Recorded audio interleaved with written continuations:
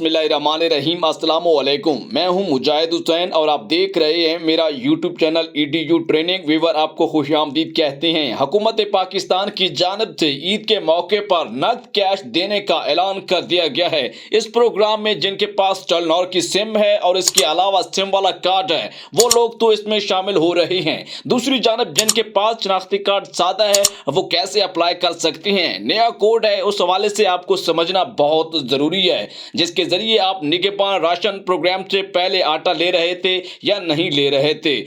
दूसरी जानब आपको बताते चलें कि हुकूमत की जानब से वजीर आजम रमजान रिलीफ पैकेज के जरिए 1200 मोबाइल गाड़ियों के जरिए यूटिलिटी स्टोर का क़याम अमल में लाया जा चुका है। आपको बताते चलें कि इससे पहले भी प्रोग्राम यूटिलिटी स्टोर के जरिए जारी है, जिसके जरिए 5566 की सब्सिडी OTP आप हासिल कर सकते हैं। इसके अलावा निगहबान राशन प्रोग्राम का आटा भी आप सिम वाले कार्ड समेत दूसरे सादा कार्ड होल्डर भी ले सकते हैं।